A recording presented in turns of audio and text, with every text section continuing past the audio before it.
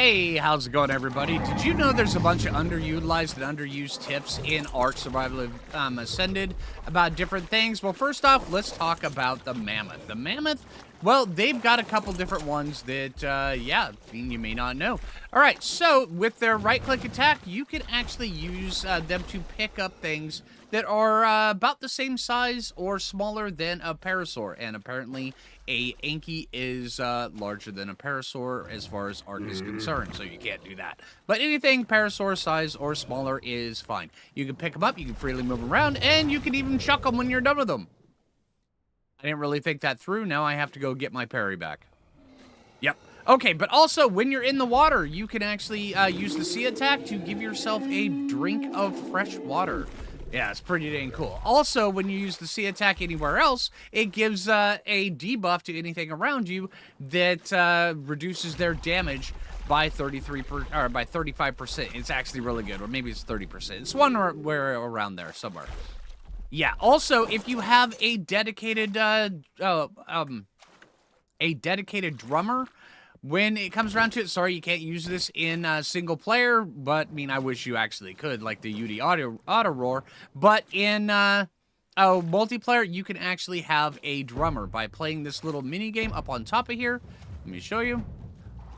After 3, it will initiate, and you will get a buff. It is called the Ready for War buff, and it removes the ability for UDs to be able to fear roar anybody in a close distance to you. Also, it helps regenerate stamina at a very increased rate, which is wicked cool. Yeah, but you do have to have a dedicated person up here doing this, and it requires a little bit of attention while you're doing this. So yeah, it's pretty good though, and it does actually help out quite a bit. All right, this next one is about shoulder pets. Now, shoulder pets, every single one of them has weight reduction. I'll show you exactly how this goes. I've covered this a couple times, but I'm going to do it again because I've had a little bit of comments on my stream recently, just so where everybody knows. Okay, so take a look at this. Right now, he's got 10.2 weight. We pull all that out. It actually goes down to 4 because he's got the helmet. Now, let's overload this guy with a whole bunch of stuff in his inventory. He now has 56.4 weight. All right, so if we have 108 weight in our inventory, so when we pick this guy up, we should actually have 164 weight in our inventory. Pick him up.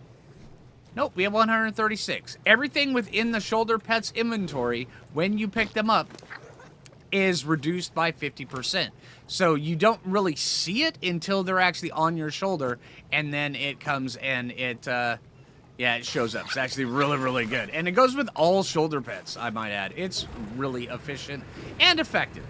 Pretty dang good.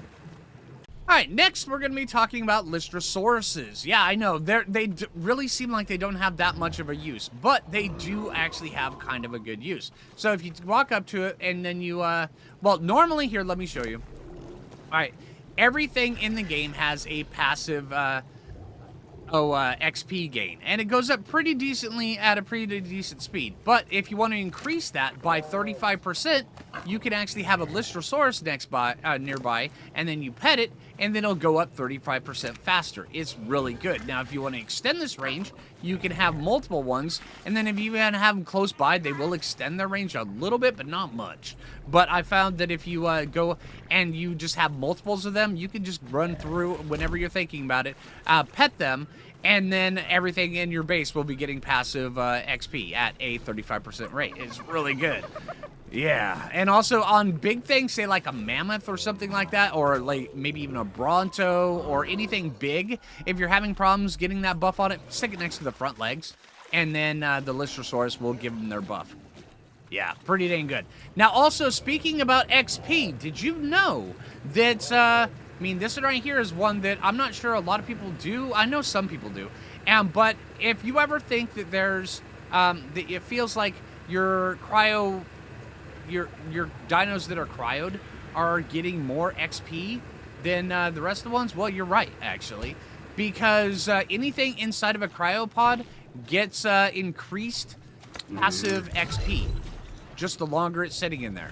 I mean, this guy, he's been in there for a long time. I've never used this guy once, and he's already got 9,000 XP. Yeah, it's pretty good. So yeah, it is confirmed you do get increased XP while dinosaurs are in a cryopod stored within a cryo fridge. Yeah, pretty dang good. So yeah, if you, there's another reason for cleaning up dinos that are just around your base. If you, unless if you want to run around petting a whole bunch of Listersaurus, just throw them in cryopods, put them inside of there, and they'll just be leveling up. Yeah, I've gotten 10,000 XP off an Argent just sitting inside of my cryo fridge. Wicked good. All right, and another little tip about the Argent, actually. I mean, I could do entire videos, and I have done entire videos on just how good Argents are. But Argents actually have quite a few different abilities, more extra abilities on top of the ones they already have. Not only is it a smithy inside of its inventory, but we all know that, but you can actually take these guys and you can carry 3 different dinosaurs with them by using the C attack. You can pick up things in their beak, smaller items, say like dodos, otters, such like that. And I'm using an otter for this for a very good reason. Yeah, with you can actually pick up an otter in their beak or any small creature. You can pick up a parasaur in their claws, and then also by having something on your shoulder, that is 3 things you can actually carry with an Argent, just in further increasing just how good these guys are. Now, also, I used an otter for this demonstration for a reason, because it doesn't matter if it's tamed or wild. Well, if it's wild, you can actually use the Argent to tame the otter. All you do is just put it in its beak, go up to it, and then bring the fish to it. Yeah, there's a little bit of a height difference, but if you can prop the Argent, or you can put a rock right here, or you park the Argent where there's a rock right here, or just get the Argent to look down at you, and you can feed the otter inside of its beak. It's really, really good. It works out very, very effectively. All right, now for gathering. The moschops, in my opinion, is a little bit overblown by how well it can actually harvest up things, but early game, these guys are amazing. I mean, absolutely amazing. Also, every time you level up, oh, well, hold on. Every time you level up a moschops, you get increased. You're able to actually increase how efficiently it can gather up certain things, turning these guys effectively either into a jack of all trades or a specialist. So if I were to boost that, it would actually give it a 3.2% on the weight reduction for it, and then also a 3.5% on the amount that it can gather, on the quantity, which makes it really, really good. In my opinion, they're kind of really good at gathering, say, the rare mushrooms is really good, rare flowers is really good, and early game, sometimes prime meat can be really good. On Scorched Earth, the sap when harvesting the Joshua trees, these guys are amazing for it. But when it comes around to polymer and stuff like that, I would still stick with a Pelagornis. In my opinion, a Pelagornis does it really well. Or just grab yourself a really, really good club when doing it. But moschops, they are very, very efficient at gathering up a whole bunch of things. And also, you know, if you want some really early rare flowers, I'm not sure why you would ever take them to get leech blood. Sorry, moschops, I just don't understand. But yeah, it would. They're actually really, really good, which turns them from a, you know, just a good harvester into a great harvester. Although I still think Pelagornis is better. But yeah, they're really, really good early game, and then there are passive tames that you can get at level 1. Yeah, if you get lucky, pretty good. All right, now for the next one, gathering. So say if, you know, I mean, everybody knows that if you can take a Anki, you can pick up an Argent, you can pick it up with a crab, and you can go out and you can gingerly get a whole bunch of metal and stuff like that. You know, you can grab you can use mammoths, you can use beavers for wood, everything like that, and which means that you have to, you know, go around to all the different dinos. You have to have different specialty dinos for different things. What if I told you there was one dino that could just gather it all really fast? And yeah, I mean, Mantis. I mean, if you're playing on a map, say like Ragnarok or something like that, or even Scorched Earth, that has easy access to mantises, my recommendation for gathering is go out, harvest a bunch of woolly rhinos or even deathworms if you have the ability to, and then tame yourself up a mantis, maybe even 2, because the imprinted ones are by far better, and you just get a better stat spread, plus also you get better boosts when you level them up. Because when you do this for a gathering one, I would totally recommend just going all weight. I mean, look at how much stuff I've got inside this guy's inventory. I mean, you don't get any weight reduction, but it is very efficient and effective. But say if you want to gather up, say like some trees, and for this, I would recommend using the correct tool. In my experience, if you use the not correct tool for the for what you're trying to get, you're going to end up using up your durability really fast. And Mantis, they hit so hard, they go through the durability really fast. But if you use the correct tool, you gather up a bunch, and it barely uses up any durability. It's really, really good. So yeah, you can use these guys for getting wood, getting thatch, getting metal, all sorts of different things. But yeah, the unfortunate side of a mantis for gathering is that you cannot pick it up with an Argent and have it auto harvest like you can in Anki, which is another reason why I will still use Ankis for metal. But for most everything else, if I have access to a mantis, I'm going to use the mantis, because the mantis is just so much faster, so much more versatile, and it gets around the area so much quicker. It is amazing. But also another benefit for the mantis, and this is the one that cracks me up every time I do it, is using it to knock things out. If you have within your inventory a really good club, or just any club for that matter, you can actually go out and make things have a really, really bad day. And make them become your buddies. See how fast that was? Yeah, we can tame that guy now. It's really efficient. So yeah, and also I was over here getting a whole bunch of stuff. I did end up scrapping the footage because I had music running in the background without even realizing, but something funny happened while I was doing it that I will definitely share with you guys. But yeah, you can come out here and you can knock out so much stuff. I mean, look at this. Let's just knock that guy out here really quick. All right, see, that guy's out.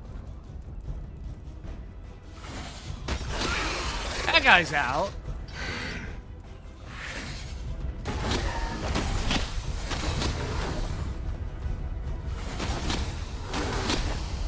Get luck, takes his dock out of 130 Parasaur.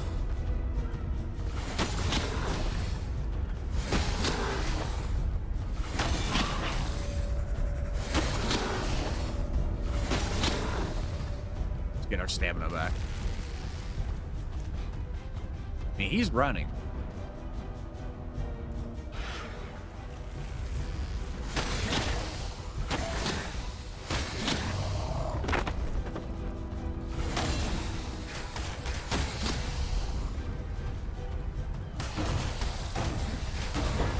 Okay.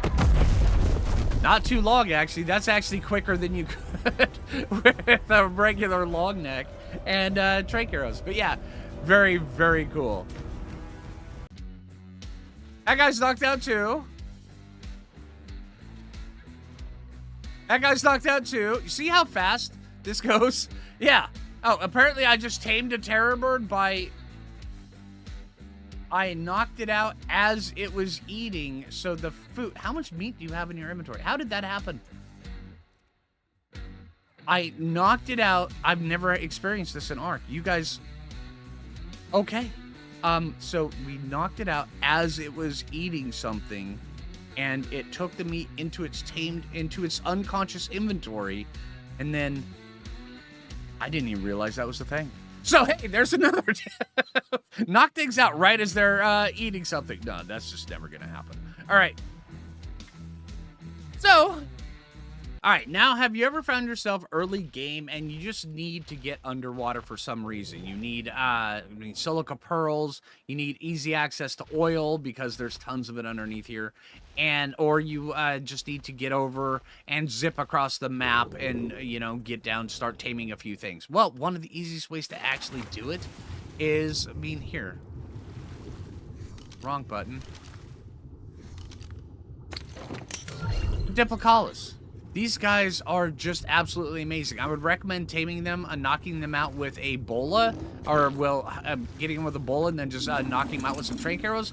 But these guys are unbelievably good. They're super fast. They're faster than just about everything in the water. I would not want to go toe-to-toe with some Electrophores, though. But other than that, these guys are absolutely amazing. They give you infinite health. Or not infinite health. Infinite, that would be cool, though. But infinite oxygen while you are riding them. And then also, when you pop off them... Let me make sure there's nothing bad around here. When you pop off them, they stay in place, which is absolutely amazing. And you can go up to it and you can just take a breath. Right from them. Yeah. Pretty dang good. And the thing that determines how much they,